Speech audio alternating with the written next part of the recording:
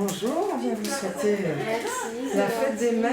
C'est une tradition. À la maternité de Semur-en-Ossois, chaque maman présente reçoit un bouquet de fleurs. Pour Meggy, c'est le tout premier.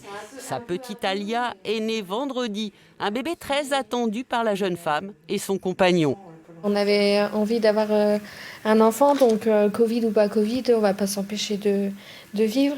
Effectivement, il y a toujours une part d'inquiétude parce que mettre au monde un enfant alors qu'on a un virus qui circule. Mais après, on ne s'est pas posé de questions, on est heureux et puis voilà, c'est très bien comme ça. Un désir d'enfant plus fort que la pandémie et la peur du lendemain.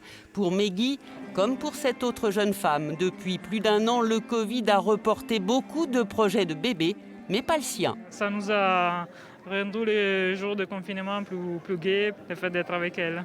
J'ai quand même espoir que la situation va s'arranger. Je pense qu'il y a toujours peut-être des phases difficiles dans l'histoire, donc j'espère que ça va s'arranger comme ça arrivait auparavant. Cet optimisme en l'avenir, toutes ne l'ont pas. En France, la baisse de la natalité se poursuit depuis une décennie.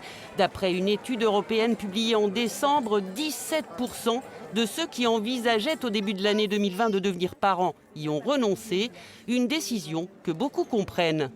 Si c'est pour faire des enfants et puis qu'après qu'ils soient pas malheureux dans un monde dans lequel on vit aujourd'hui, mais bon, on n'est pas à l'abri que la situation du Covid continue et même avoir autre chose après, quoi, parce qu'aujourd'hui c'est le Covid, mais peut-être que demain ça sera autre chose et ça fait peut-être peur. Je comprends pour certaines personnes de se dire avoir des enfants pour qu'ils aient quelle vie, quoi. Des questions qui amènent même certaines femmes à abandonner définitivement l'idée d'être mère, tout le contraire de Meggy qui, elle, rêvait de devenir maman.